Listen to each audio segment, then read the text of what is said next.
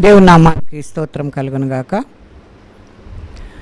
Elohim TV ప్రేక్షకులందరికీ నా హృదయపూర్వక వందనాలు చెల్లించుకుంటున్నాను. జీవము కలిగిన దేవుని యొక్క కృపావర్షం మనందరిపై సమృద్ధిగా కురియునుగాక. దేవుడు మాట్లాడుచున్న మాటలను బట్టి మన హృదయాలను దేవుడు తెప్పరల చేయునుగాక. చిన్న ప్రార్థన చేసుకుందాం. పరిశుద్ధుడా, ప్రేమ కలిగిన తండ్రి, నీకు వందనాలు. దయగలిగిన దేవా, నీకు కృతజ్ఞతలు తెలియజేస్తున్నాం. ఈ వాక్య భాగాల ద్వారా మీరు మాతో మాట్లాడండి. మీ ప్రత్యక్షతలను మేము తెలుసుకున్నటకు సహాయం చేయండి ప్రభా. నీ కృపతో మమ్మల్ని జ్ఞాపకం చేసుకుని వాటిని ప్రభా విని వాటి ద్వారా జీవించుటకు కావలసిన కృపను మీరు దయచేసి నా నోటికి బోరగా ఉండండి. మీ ఆత్మాభిషేకం నాపై ఉంచండి ప్రభా. ఆత్మదేవా, మీరు సహాయం చేసి నడిపించండి అయ్యా. నాలో ఉండండి, నా చుట్టూ ఉండండి, నా ఆవరించి ఉండి ప్రభా. నీకు వందనాలు. మాట్లాడినప్పుడు నీ కృప విడుదల చేయండి ప్రభా. మాట్లాడుదాన్ని ఒట్టిదానను మట్టిదానను ప్రభా. ఎందుకు పనికిరాని దానను నాయన. మీరే మాట్లాడి నాయన ప్రతి ఒక్కరి హృదయాలు తెరవబడినట్లు సహాయం దయచేయమని యేసు పరిశుద్ధ నామం అడిగి వేడుకుంటున్నాం తండ్రి, ఆమేన్. దేవుని నామానికి స్తోత్రం కలుగునుగాక. పాట పాడుకుందాం. కన్న తల్లి ప్రేమ కన్నా, కన్న తండ్రి ప్రేమ కన్నా, నీ ప్రేమ ఎంతో గొప్పది. నీ జాలి కరుణ అంత ఉన్నతమైనది. కన్న తల్లి ప్రేమ కన్నా, కన్న తండ్రి ప్రేమ కన్నా, నీ ప్రేమ ఎంతో గొప్పది. నీ జాలి కరుణ అంత ఉన్నతమైనది.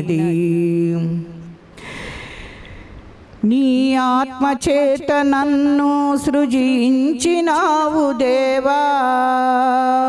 పేరు పెట్టి నన్ను పిలిచినావు ప్రభువా. నీ ఆత్మచేత నన్ను సృజించినావు దేవా. పేరు పెట్టి నన్ను పిలిచినావు ప్రభువా. నన్ను విడువక, నన్ను మరువక, నన్ను విడువక, నన్ను మరువక, నీ అరచేతి నందు నన్ను చెక్కుకొన్నావా.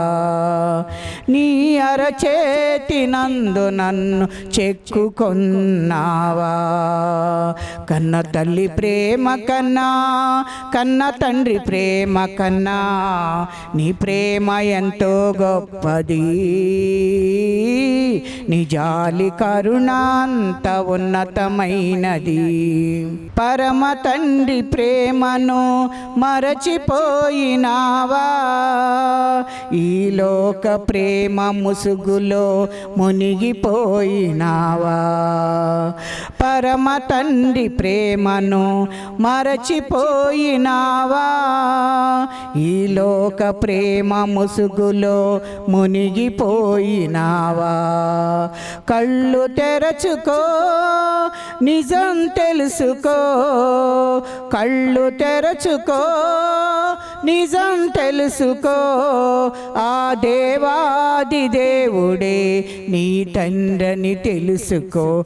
ఆ దేవాది దేవుడే నీ తండ్రిని తెలుసుకో. కన్న తల్లి ప్రేమ కన్నా, కన్న తండ్రి ప్రేమ కన్నా, నీ ప్రేమ ఎంతో గొప్పది. నీ జాలి కరుణ అంత ఉన్నతమైనది. నీ మాట చేత నన్ను నడిపించినావు దేవా. నీ ప్రేమ ఎంత ఉన్నతమో తెలుపుతాను ప్రభువా. నీ మాట చేత నన్ను నడిపించినావు దేవా. నీ ప్రేమ ఎంత ఉన్నతమో తెలుపుతాను ప్రభువా. మహిమరూపుడా, క్రీస్తునాథుడా, మహిమరూపుడా, క్రీస్తునాథుడా నీ ఆత్మాభిషేకముతో నన్ను నింపితివా, నీ ఆత్మాభిషేకముతో నన్ను నింపితివా. కన్న తల్లి ప్రేమ కన్నా, కన్న తండ్రి ప్రేమ కన్నా నీ ప్రేమ ఎంతో గొప్పది, నీ జాలి కరుణ అంత ఉన్నతమైనది. కన్న తల్లి ప్రేమ కన్నా, కన్న తండ్రి ప్రేమ కన్నా. హల్లెలూయా. దేవుని నామానికి స్తోత్రం కలుగును గాక. ఈ పునరుద్ధానపు ప్రత్యక్షతలో దేవుడు ఎవరెవరికి ఎక్కడెక్కడ కనబడినాడో మనము జ్ఞాపకం చేసుకుంటూ ఉన్నాం. కొన్ని దినముల తర్వాత గలిలయ కొండ వద్ద 11 మంది శిష్యులకు కనబడినట్లుగా మనము చూస్తూ ఉన్నాం. ఆ మాటలను మనము మత్తయి సువార్త 28వ అధ్యాయము 16 నుండి గనక మనం చూసినట్లయితే, సర్వలోకమునకు సువార్త ప్రకటించుడే అని 11 మంది శిష్యులు యేసు తమకు నిర్ణయించిన గలిలయలోని కొండకు వెళ్ళి వారు ఆయనను చూచి ఆయనకు మ్రొక్కిరి, కానీ కొందరు సందేహించినట్లుగా చూస్తూ ఉన్నాం. అయితే యేసు వారి యొద్దకు వచ్చి, పరలోకమందును భూమి మీదను నాకు సర్వాధికారం ఇవ్వబడి ఉన్నది కాబట్టి మీరు వెళ్ళి సమస్త జనులను శిష్యులనుగా చేయుడి. తండ్రి యొక్కయు కుమారుని యొక్కయు పరిశుద్ధాత్మ యొక్కయు నామములోనికి వారికి బాప్తిస్మం ఇచ్చుచు నేను మీకు ఏ ఏ సంగతులను ఆజ్ఞాపించితినో వాటన్నిటినీ గైకొనవలనని వారికి బోధించుడి. ఇదిగో నేను యుగ సమాప్తి వరకు సదాకాలము మీతో కూడా ఉన్నానని వారితో చెప్పినట్లుగా ఈ వాక్య భాగంలో మనము చూస్తూ ఉన్నాం. ఆయన ఏం చెప్తూ ఉన్నాడంటే, 11 మంది శిష్యులకు కూడాను ఆ గలిలయ కొండకు వెళ్ళినట్లుగా మనము అక్కడ ఉన్నప్పుడు ప్రభువైన యేసుక్రీస్తు వారి దగ్గరకు వెళ్ళి ఆయనతో వారితో ఈ మాటలు చెప్పుతున్నట్లుగా మనము చూస్తూ ఉన్నాం. వారు ఆయనను చూచి ఆయనకు మ్రొక్కిరి, కానీ కొందరు సందేహించినట్లుగా చూస్తూ ఉన్నాం. మనము కూడా ఈ లోకంలో జీవిస్తూ కొన్నిసార్లు సందేహాలు మనకు అనేకమైనవి వస్తూ ఉంటాయి. ఆ సందేహాలను బట్టి దేవుని మనము దూరం చేసుకుంటూ ఉంటాం. అందుకనే తోమాతో మాట్లాడుతూ అన్నాడు, నువ్వు అవిశ్వాసివి కాక విశ్వాసివై ఉండుమని చెప్పేసి, నా చేతులలో నువ్వు వేలిపెట్టి చూడు, నా ప్రక్కలో నువ్వు వేలిపెట్టి చూడు అని చెప్పి ఆయనను విశ్వాసంలోనికి నడిపించినట్లుగా మనము చూస్తూ ఉన్నాం. అయితే యేసు వారి యొద్దకు వచ్చి, పరలోకమందును భూమి మీదను నాకు సర్వాధికారం ఇవ్వబడి ఉన్నదని చెప్తూ ఉన్నాడు. పరలోకంలో నాకు అధికారం ఉంది, భూమి మీద కూడా నాకు అధికారం ఉంది, కనుక మీరు సమస్త జనులను శిష్యులనుగా చేయుడి అని చెబుతూ ఉన్నాడు. వారందరికీ కూడాను అలాగున సువార్త ప్రకటించుటకు, వారిని శిష్యులుగా చేయుటకు వారికి దేవుడు కృప దయచేసినట్లుగా మనము చూస్తూ ఉన్నాం. అలాగ చెప్పటమే కాకుండా తండ్రి యొక్కయు కుమారుని యొక్కయు పరిశుద్ధాత్మ యొక్కయు నామములోనికి వారికి బాప్తిస్మం ఇచ్చుచు నేను మీకు ఏ ఏ సంగతులను ఆజ్ఞాపించితినో వాటన్నిటినీ గైకొనవలనని వారికి బోధించుడి అని కూడా చెప్తూ ఉన్నాడు. నేను ఈ లోకమును విడిచి నేను చనిపోయి 3వ దినాన లేచానన్న దానికి నిదర్శనంగా మీకు నేను కనబడుతున్నాను. నేను ఇక ఎల్లప్పుడు కూడా మీతో ఉండను కనుక, నేను పరలోకమునకు వెళ్ళిపోవలసిన సమయం ఆసన్నమైంది కనుక నేను వెళ్ళబోతున్నాను కనుక మీకు ఇదంతా వివరంగా చెప్తున్నాను. తండ్రి యొక్కయు కుమారుని యొక్కయు పరిశుద్ధాత్మ యొక్క నామములోనికి వారికి బాప్తిస్మం ఇచ్చుచు ఏ సంగతులైతే మరి నేను ఆజ్ఞాపించానో అవన్నిటినీ కూడాను మీరు గైకొంటూ వారికి బోధించడని చెప్పేసి, నేను యుగ సమాప్తి వరకు సదాకాలము కూడా మీతో ఉన్నానని వారితో చెప్పినట్లుగా మనము చూస్తూ ఉన్నాం. ఆయన పరలోకమునకు ఎక్కి వెళ్ళినా ఎప్పుడు కూడాను ఆయన మనతోటి జీవిస్తున్నట్లుగా మనము చూస్తూ ఉన్నాం. ఆయన మన ప్రక్కనే ఉంటాడు. నువ్వు ఎప్పుడైతే ఆయన్ని కోరుకుంటావో ఆయన నీ ప్రక్కనే వచ్చి నిలబడతాడు. కనుక ఆయన అంటున్నాడు కదా, యుగ సమాప్తి వరకు సదాకాలము కూడా మరి మీతో ఉండరానని చెప్పేసి దేవుడు మనతోటి మాట్లాడుతున్నట్లుగా చూస్తూ ఉన్నాం.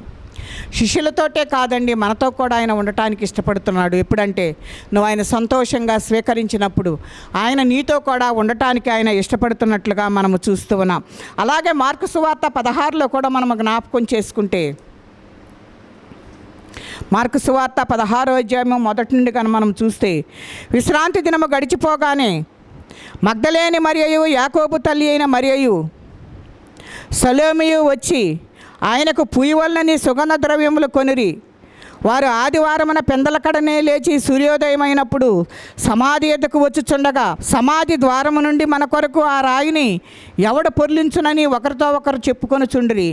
వారు వచ్చి కన్నులెత్తి చూడగా రాయి పొర్లింపబడి ఉండట చూచి ఆ రాయి ఎంతో పెద్దది.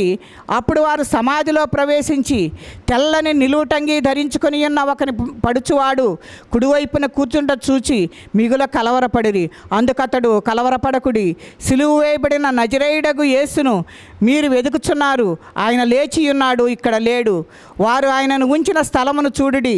మీరు వెళ్ళి ఆయన మీకంటే ముందుగా గలిలయలోనికి వెళ్ళుచున్నాడని ఆయన మీతో చెప్పినట్లు అక్కడ మీరు ఆయన చూతురనియు ఆయన శిష్యులతోనూ పేతురుతోనూ చెప్పుడనెను.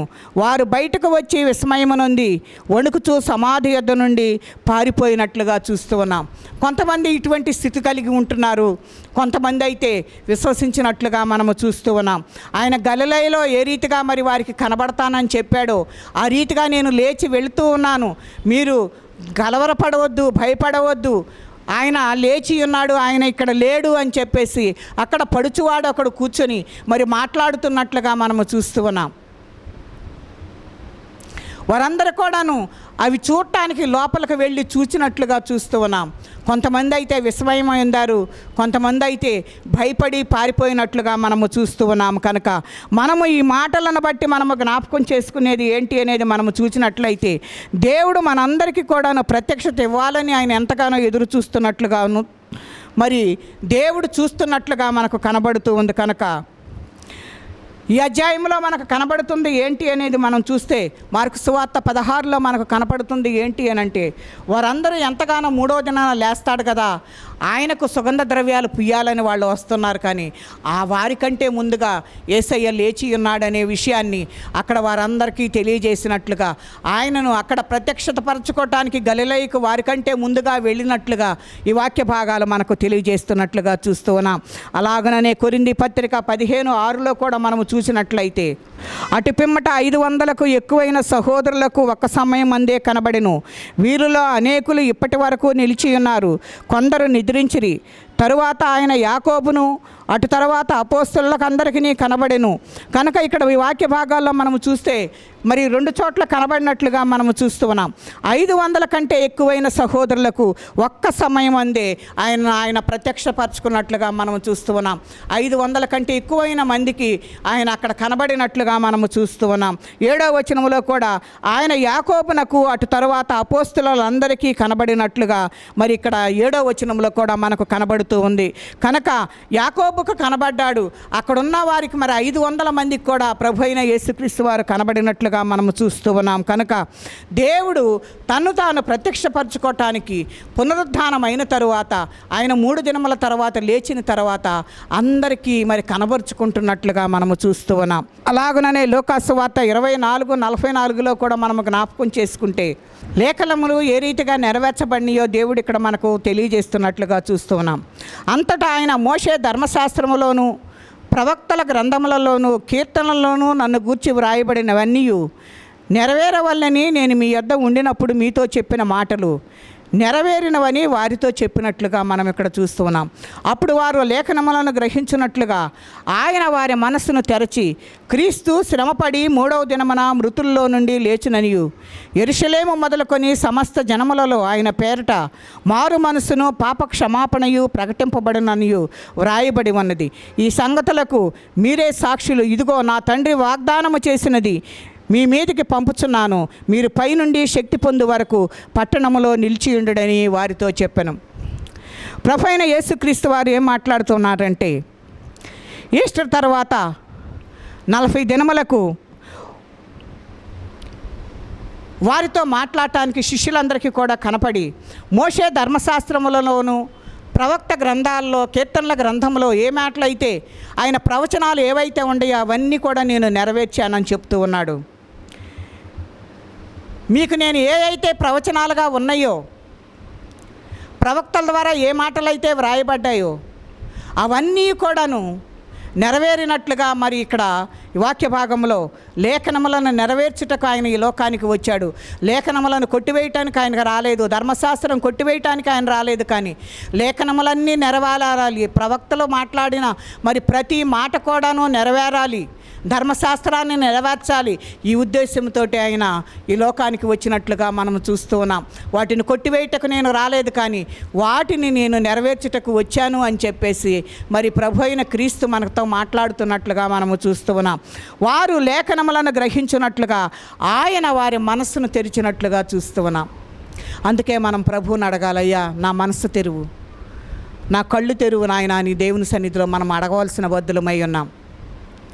ఎప్పుడైతే ప్రభు అయిన యేసు వారి మనసులు తెరిచారో, ఆ తెరిచినప్పుడు క్రీస్తు శ్రమపడి 3వ దినమున మృతుల్లో నుండి లేచుననియు యెరూషలేము మొదలుకొని సమస్త జనములలో ఆయన పేరట మారు మనసును పాపక్షమాపణయు ప్రకటింపబడనని వ్రాయబడి ఉన్న ఆ లేఖనములను వారు జ్ఞాపకం చేసుకున్నట్లుగా చూస్తూ ఉన్నాం. వారి మనస్సు ఎప్పుడైతే తెరవబడిందో, ఆ తెరవబడిన మనస్సులో నుండి ఆయన యొక్క లేఖనములు ఏ రీతిగా మరి దేవుడు వారికి ఏ రీతిగా బయలుపరిచాడు అనేది మనము చూస్తే, వారి మనసును తెరచటను బట్టి ఆ లేఖనములన్నిటినీ మరలా వారు జ్ఞాపకం చేసుకుని, ఆయన ఈ రీతిగా చెప్పాడు కనుక ఆయన 3వ దినములో లేచాడు, మనము ఆయన లేచి ఉన్నాడని నమ్మవలసిన వారమై ఉన్నాము అనేది వారికి వారి ఎదుట కనబర్చుటకు యేసయ్య అక్కడికి వచ్చి వారితో ఈ మాటలు చెప్తున్నట్లుగా చూస్తూ ఉన్నాం.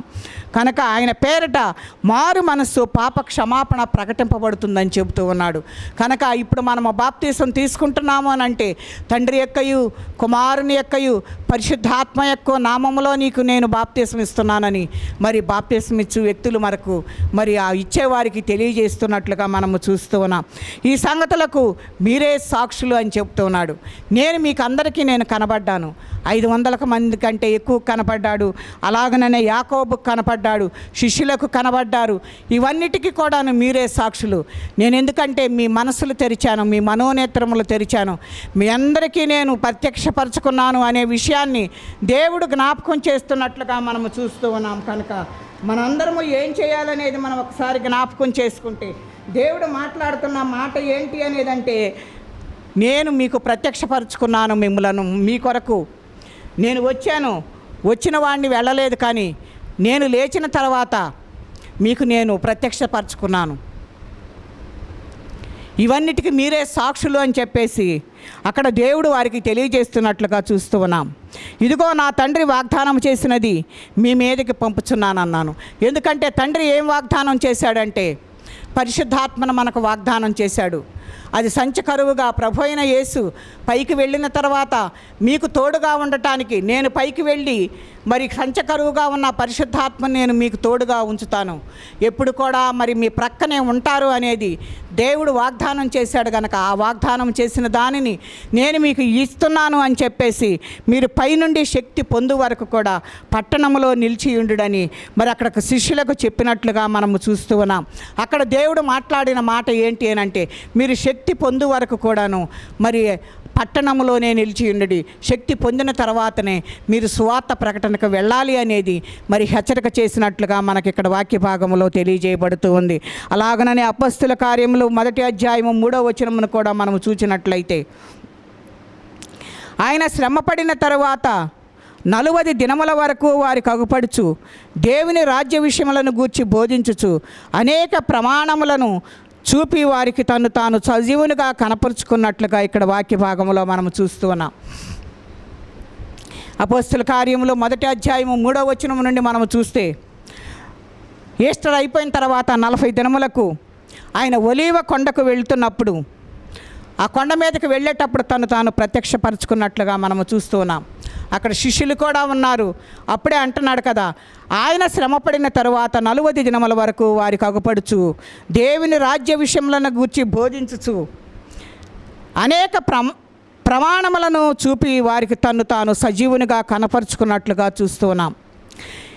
ఇక్కడ ప్రమాణములు అనేది మనం ఒకసారి జ్ఞాపకం చేసుకుంటే అనేక రుజువులు అని చెప్పేసి కింద పుట్టినోట్లో వ్రాయబడి ఉంది. అనేక రుజువులను ఆయన కనపరిచాడు. నేను నిజంగా లేచాను, నా చేతుల్లో గాయాలు చూడండి, నా ప్రక్కలో బల్లెపు పోటు చూడండి, నా కాళ్ళలో గాయాలు చూడండి, వీరందరికీ కూడా మిమ్మల్ని ఈ 40 దినములు నేను మీ అందరికీ కూడా నేను నాకు నేనుగానే వచ్చి మీ యొద్దకు వచ్చి నేను ప్రత్యక్షపరుచుకున్నాను.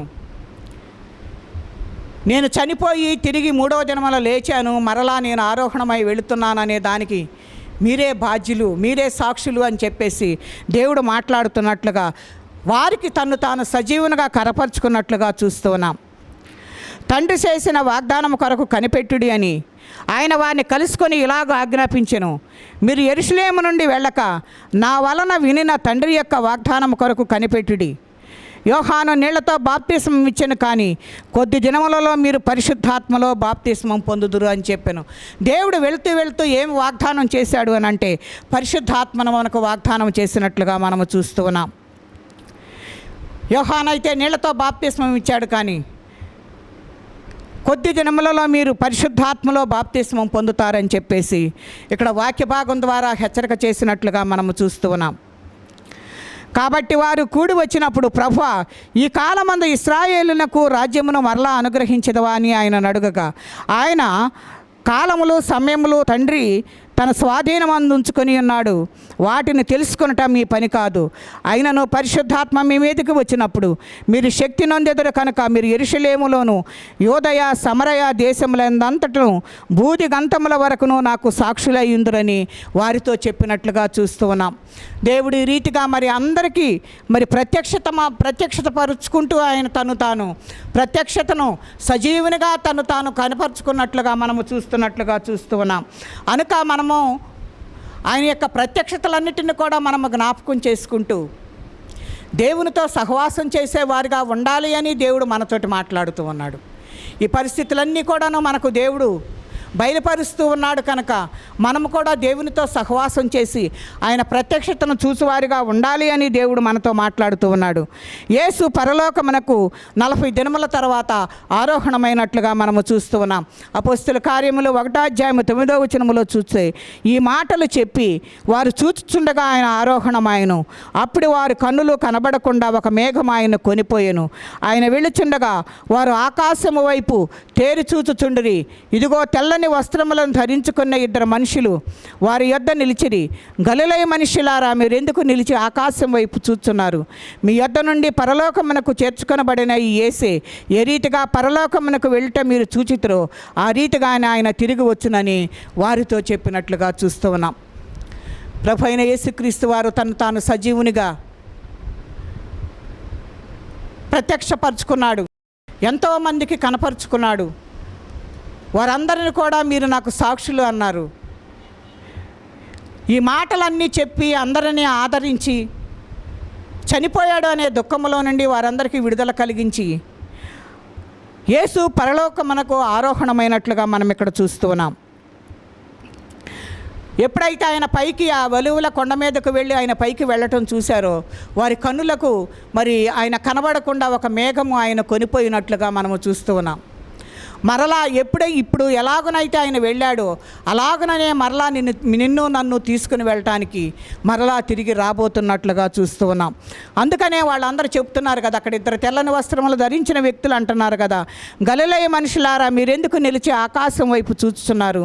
మీ యొద్ద నుండి పరలోకమునకు చేర్చుకొనబడిన ఈ యేసే ఏ రీతిగా పరలోకమునకు వెళ్ళటం మీరు చూచితురో ఆ రీతిగా ఆయన తిరిగి వచ్చునని వారితో చెప్పినట్లుగా మనము చూస్తూ ఉన్నాం.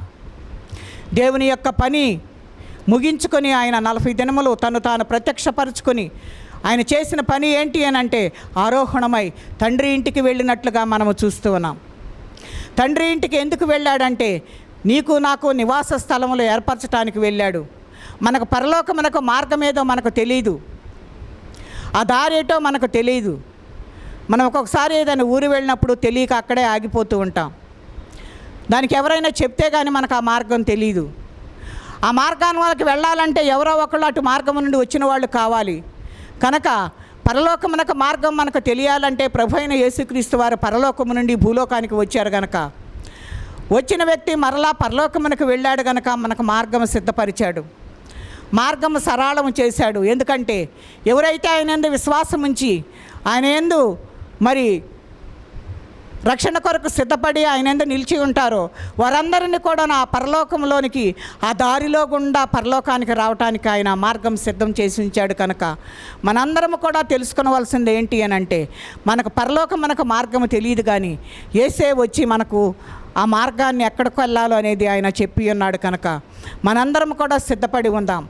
ఆయన 40 దినములు తను తాను ప్రత్యక్షపరుచుకుని ఆరోహణమై ఒలీవల కొండ మీద నుండి ఆయన పైకి వెళ్తూ మరి మేఘము మీద కొనిపోబడినట్లుగా చూసిన యేసే మరలా తిరిగి రాబోతున్నాడు. కనుక మనందరము కూడాను ఆయన రాకడలో ఎత్తబడేవారిగా, ఆ మార్గంలోనికి మనము వెళ్ళేవారిగా, ఆ పరలోక మార్గం ఏంటో మనకు తెలియదు కనుక ఆ మార్గం ఆయనకే తెలుసు. ఆయన మార్గంలో మనము నడిచి ఆయన సన్నిధికి చేరువారిగా ఉందాం. మరలా రాబోతున్నాడనేది గట్టి వాగ్దానము కనుక ఆ రాబోయే సమయంలో మనము మన కుటుంబాలు ఆయన సన్నిధికి మరి వచ్చులాగున ఆయన వచ్చి పిలిచినప్పుడు ఆయనతో ఎత్తబడే వారిగా మనం ఉండాలని దేవుడు, పరిశుద్ధాత్మ దేవుడు మనకు తోడయ్యండి నడిపించునుగాక.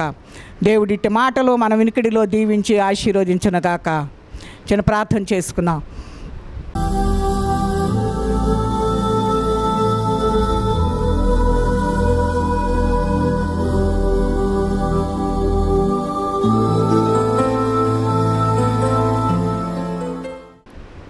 పరిశుద్ధుడా, ప్రేమ కలిగిన తండ్రి, నీకు వందనాలు. ఇటు సమయాన్ని బట్టి నీకు వందనాలు నాయన. మీరు ఇచ్చిన మాటలను బట్టి నీకు కృతజ్ఞతలు తెలియజేస్తున్నాను ప్రభువా. మీరు కార్యములు ఎంతో గొప్పవి కనుక నాయన నీ వైపు చూస్తూ ఉన్నాం. మీరు నాయన 40 దినములు ప్రత్యక్షపరుచుకుని 40 దినముల తర్వాత మీరు తండ్రి యొద్దకు నాయన మా ఆయన ఒలీవల కొండ మీద నుండి ఆరోహణమై వెళ్ళిన దేవుడు అయ్యా. ఇప్పుడు ఏ రీతిగా ఆయన వెళ్ళి ఉన్నాడో ఆ యేసే మరలా తిరిగి రాబోతున్నాడని ప్రభు మీరు అపోస్తుల కార్యంలో మాట్లాడిన దేవుడు అయ్యా.